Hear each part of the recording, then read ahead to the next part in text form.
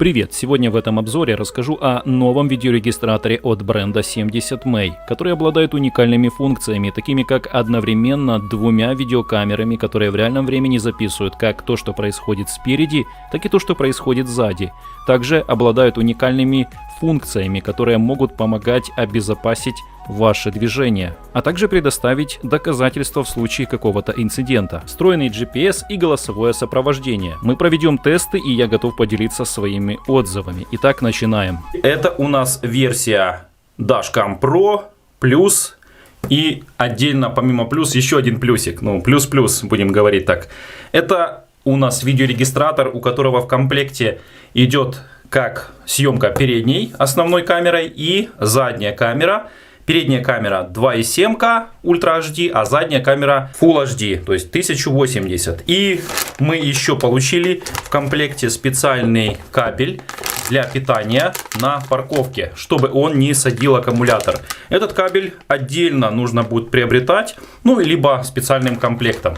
Сейчас мы все это рассмотрим. Вот в такой вот упаковке все было доставлено. Упаковка стильная, красивая. На ней информация о том, что можно управлять через мобильное приложение. Есть две камеры. Конечно же, встроен GPS. И уже не отдельным модулем, а прям таки встроен. Потому что предыдущий обзор на похожую версию мы делали. И его можно посмотреть здесь в подсказках. Там у нас был отдельный съемный модуль GPS. Его нужно было докупать отдельно. Открываем упаковку. Внутри нас приветствуют сверху два дополнительных конверта. Номер 1. А здесь уже как будто бы конверт, но отсек для того, чтобы добраться до аксессуаров. Основные две составляющие, это видеорегистратор и камера, лежат здесь отдельно. Что мы получаем в конверте? Инструкция к задней камере, два комплекта специальных пленок, которые клеются сначала на лобовое стекло или на заднее стекло, а уже к ним приклеивается видеорегистратор для передней и задней камеры. Два комплекта. И еще дополнительно сменные два двухсторонних скотча специальных, чтобы можно было приклеить вот к этим наклейкам. То есть, если мы демонтируем для каких-то наших нужд, то в комплекте есть запасные, если вдруг уже те вышли из строя. Задняя камера. Вот сюда этот скотч нужен как раз. И она вращается. У нее подключение идет специальное, специфическое, вот такое вот, непосредственно к самому видеорегистратору. Ее нужно устанавливать внутрь салона. Вот такая вот характеристика располагается на этой камере сбоку. Ну а вот сам видеорегистратор. У видеорегистратора форма не изменилась, типично для предыдущих моделей. Снимаем пленку. На пленке было указано, что здесь 4 кнопки для управления меню и основное питание, чтобы включить или выключить. Как всегда, здесь у нас имеется экран. Немного позже мы рассмотрим. Вот я прикоснулся к кнопке, и уже произошло включение. Здесь сейчас загорелся. Подключите кабель автомобильного зарядного устройства. Это понятно, то есть аккумулятор немножко разряжен. Встроенный аккумулятор позволяет снимать какое-то время, около, по-моему, до 2 часов, если отключить дисплей.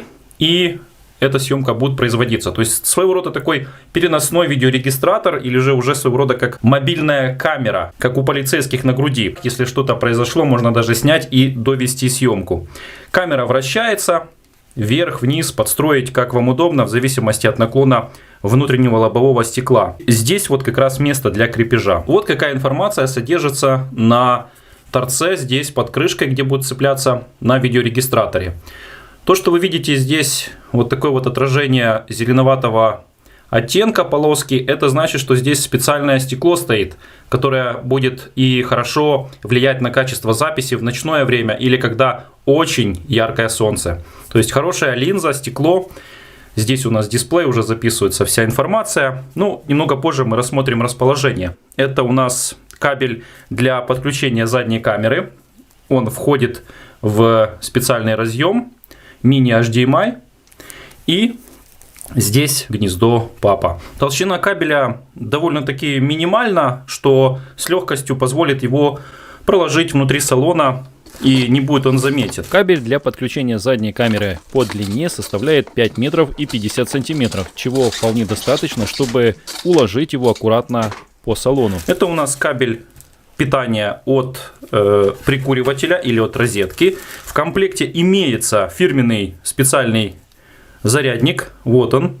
Здесь примечательно, что можно заряжать специально видеорегистратор, постоянно подпитывать, потому что на нем стоит отдельная отметка 70 мэй, а снизу располагается вспомогательный, чтобы можно было, например, заряжать ваш мобильный смартфон. Автомобильное зарядное устройство может работать от 12 вольт до 24.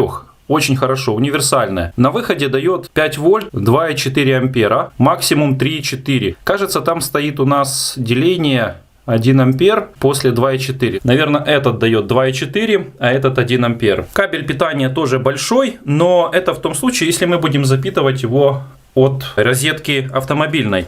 Но можно использовать кабель, который отдельно и докупаем для парковки. Этот кабель хорош тем, что у него отдельное подключение напрямую через панель, где располагаются предохранители.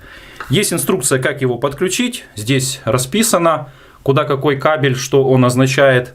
Его длина очень большая. Этот блочок здесь неспроста, с надписью 70 мэй. На нем располагается вот такая вот информация. На странице товара есть следующее пояснение. Встроенный J-сенсор может обнаружить внезапные тряски или столкновения, когда ваш автомобиль находится в неподвижном состоянии, и автоматически начнет запись, чтобы запечатлеть любые возможные инциденты.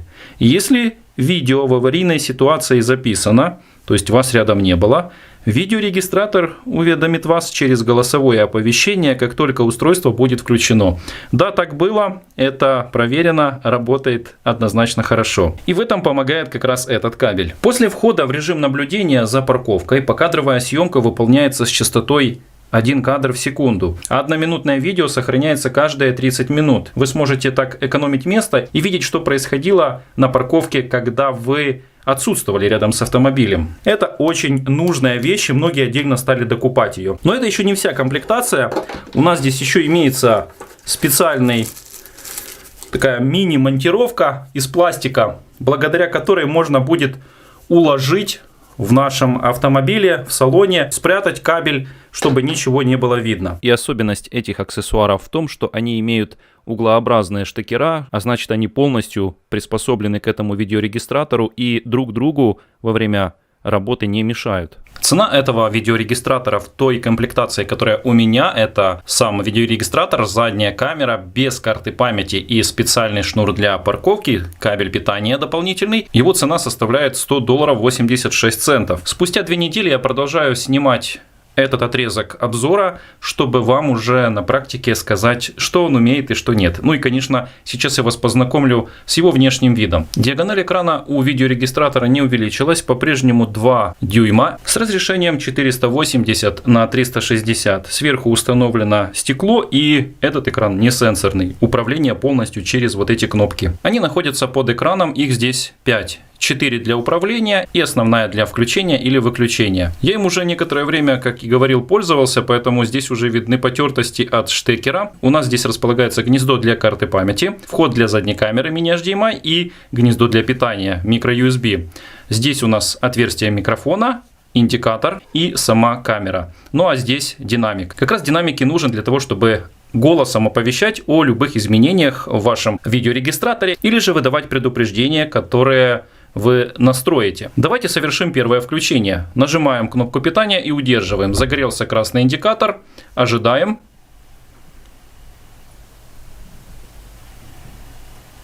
Специально не проматываю, чтобы вы понимали, сколько занимает время включения. Пожалуйста, вставьте карту памяти.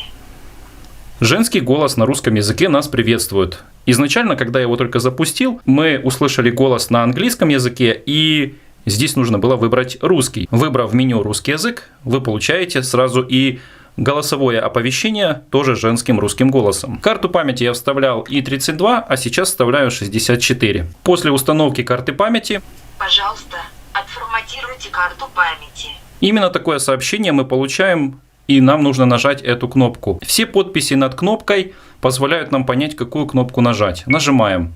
Идет форматирование карты памяти. Форматирование карты памяти завершено. После этого автоматически начинается запись и предупреждение, что нам нужно подключить кабель автомобильного зарядного устройства. Встроенный аккумулятор 500 мА, его хватает вот в таком вот состоянии, если прикоснуться к кнопке, отключает дисплей, но устройство продолжает записывать. Вы можете переносить его или же просто, чтобы не отвлекал во время езды. Если нужно понаблюдать, нажимаете, дисплей засвечивается. Угол обзора у нашего видеорегистратора 140 градусов. Его достаточно, кто-то хочет побольше, но мне понравилось. Я увидел все, что происходит даже больше, чем по бокам капота. И дальше вы это увидите. Теперь поговорим о расположении. Внизу все обозначения соответствуют нажатиям кнопки. Если же я хочу зайти в настройки, то это вот эта кнопка. Здесь мы можем просмотреть отснятый материал на переднюю камеру или же заднюю. Это у нас кнопка, чтобы записать аварийное видео, если что-то произошло, и тогда это видео уже в отдельную папку сбрасывается самим видеорегистратором, и благодаря этому, даже если вдруг будет идти перезапись, а здесь именно такая функция установлена, чтобы по мере заполнения карты идет удаление самых последних отснятых материалов, то этот отрывок уже не удалится. Сейчас происходит запись этого видеопроисшествия, по-моему, последнюю минуту. И эта кнопка включает или отключает запись микрофона. Запись звука включена. Привет, сейчас вы уже слышите звук, который записывается на видеорегистратор, и я его наложил сверху на это видео. 1, 2, 3, 4, 5. Конечно же, вы услышите и звук из автомобиля. Запись звука нужна, вы знаете для чего. Чтобы что-то доказать или же сопроводить это видео звуковым оповещением. Например, что-то вы хотите задокументировать вашим голосом.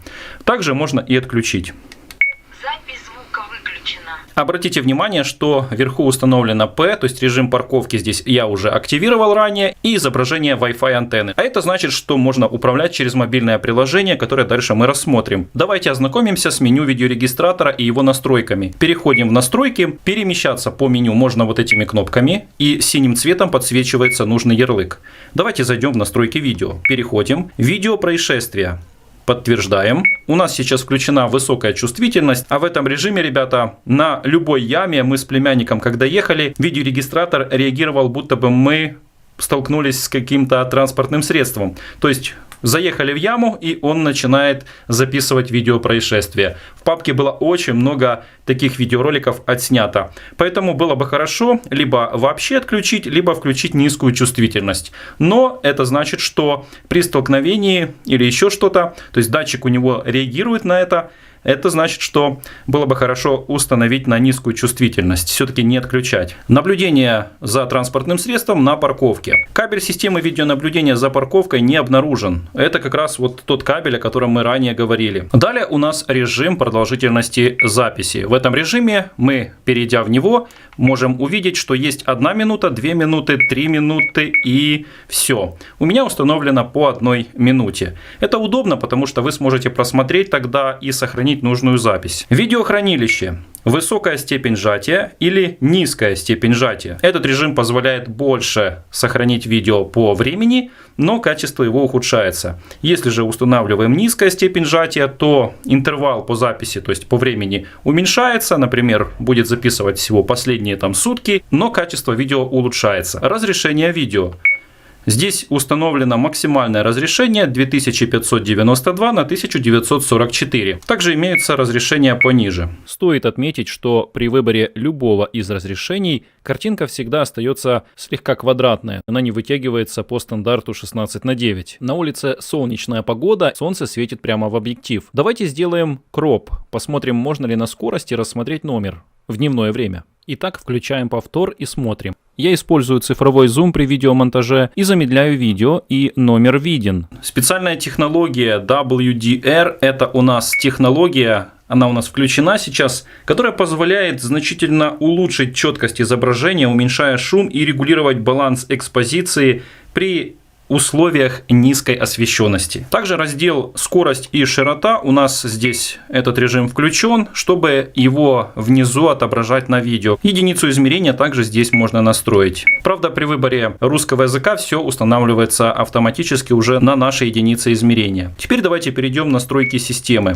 Сюда перейдем, можно настроить Wi-Fi, состояние Wi-Fi при включении питания. Я установил, чтобы включалось при включении, аудиозапись, включена по умолчанию при запуску. Система ADAC. В этом режиме вы сможете получить оповещения о тех каких-то проблемах безопасности, которые происходят рядом с вами. Но для этого, конечно же, необходимы дороги с разметкой, чтобы было все видно, потому что может предупредить о приближении, если вдруг вы подъезжаете очень близко или наоборот к вам двигается, убавив скорость, автомобиль спереди. Также предупреждает вас, что вы отклонились с дороги и даст вам голосовое оповещение. Но в нашей местности разметки такой нет, поэтому я не слышал их. Конечно же, это не заменяет ваши глаза, вашу реакцию, но все-таки хорошо, если предупредит в нужный момент. Есть пункт «Время блокировки экрана».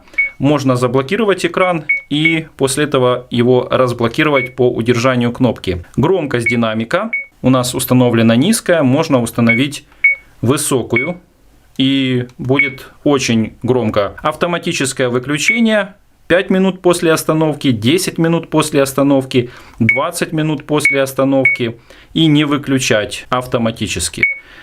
Мы его нажмем 5 минут. Системное время, язык системы, формат времени и напоминание о времени поездки. Здесь можно установить в голосовом режиме и время непрерывной езды, например, если вы уже в пути долгое время, то она предупредит, чтобы вам сделать паузу и остановиться, отдохнуть, выпить кофе или даже на бочок и уснуть немножко. Выйдя из этого меню, переходим дальше. Форматировать карту, сброс к заводским настройкам и загрузить приложение. Когда мы сюда нажимаем, появляется QR-код, что, собственно, я и сделал, и обновление системы.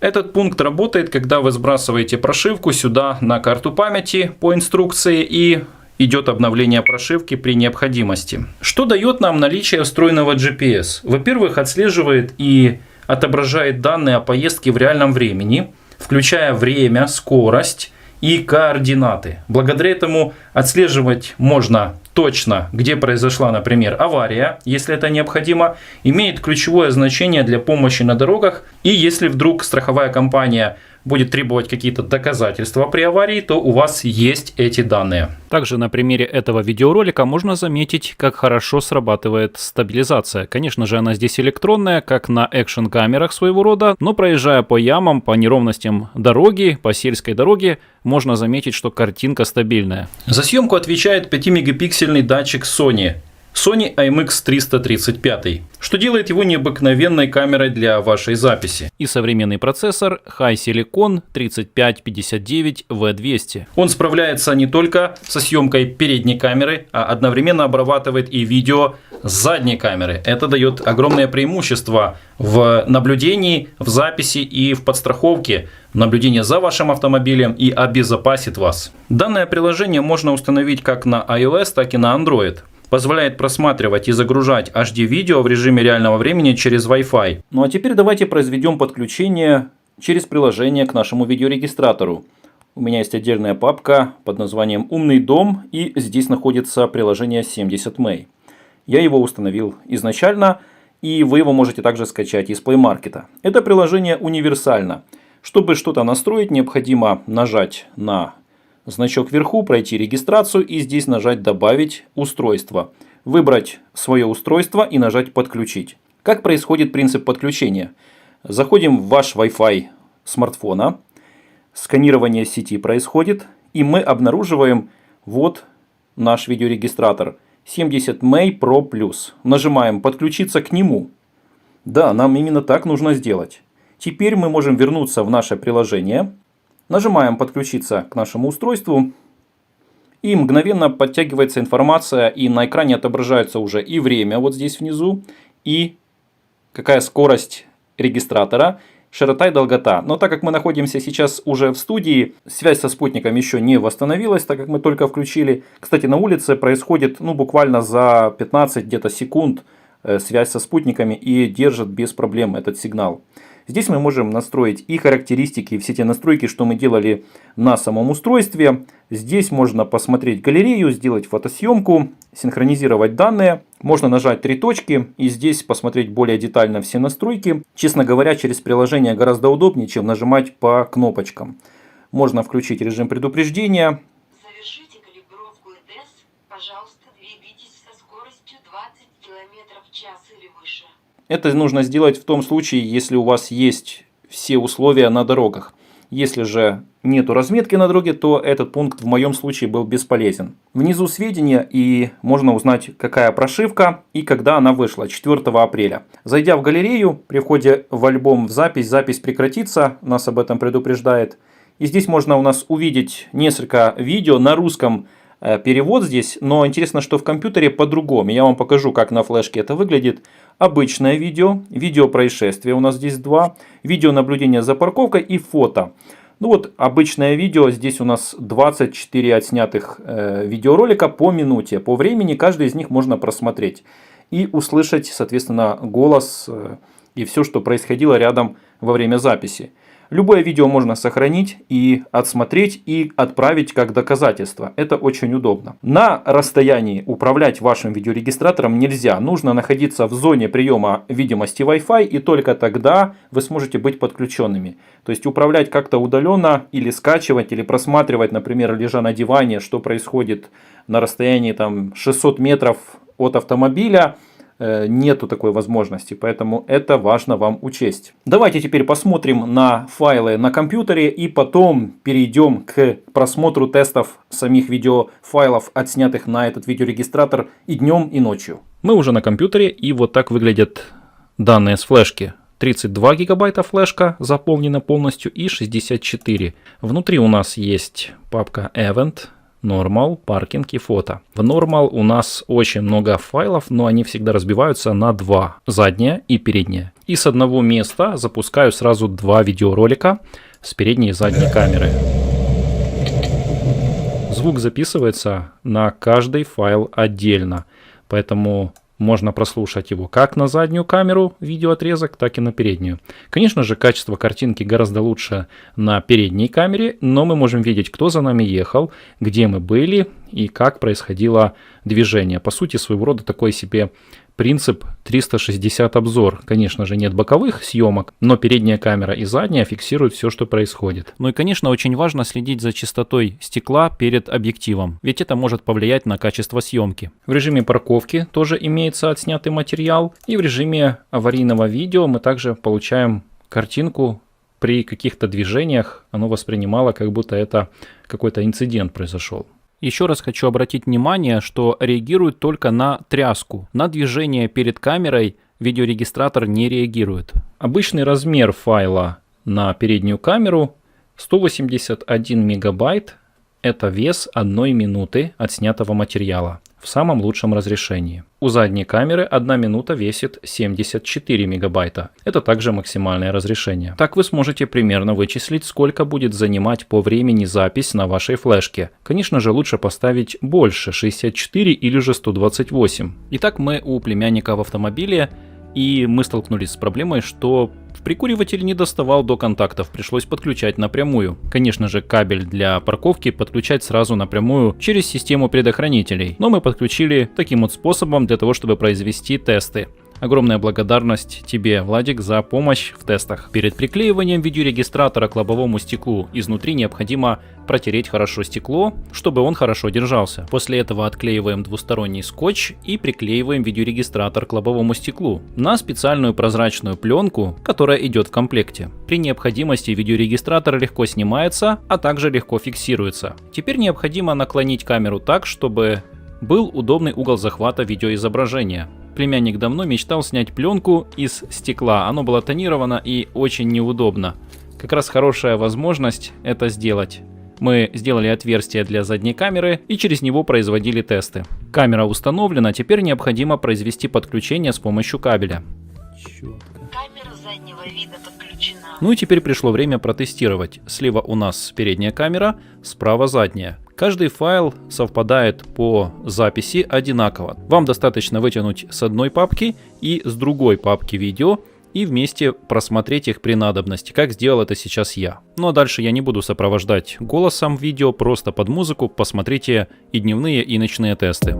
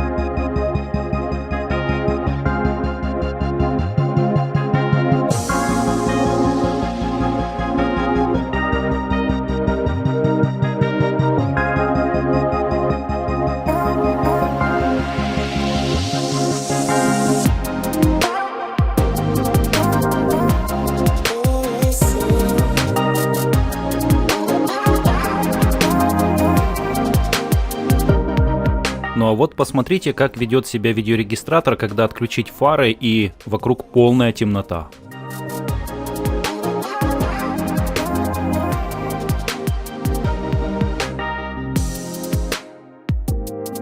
А сейчас вы услышите, как записывает микрофон во время езды внутри салона автомобиля.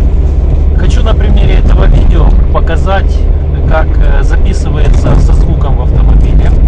Я на расстоянии пассажира, и вот так вот записывает звук в салоне автомобиля. Это может пригодиться, когда какая-то непредвиденная ситуация, или же когда происходит остановка неправомерная, может быть, или просто что-то происходит, и ведется беседа с салона автомобиля с тем, кто остановил, например, полиция или еще что-то. Конечно же, хочется верить, чтобы все было честно, но бывает, когда кто-то свои полномочия нарушает и приходится пользоваться такими видеорегистраторами, чтобы доказать свою правоту.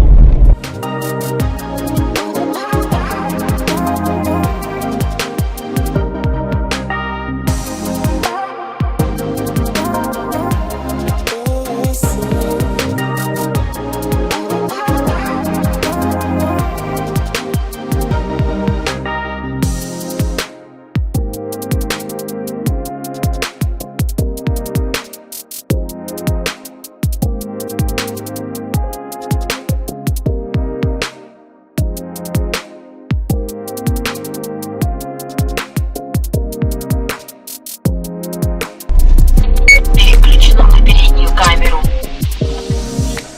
Ну и теперь вот прямо как будто бы использую как экшн камеру.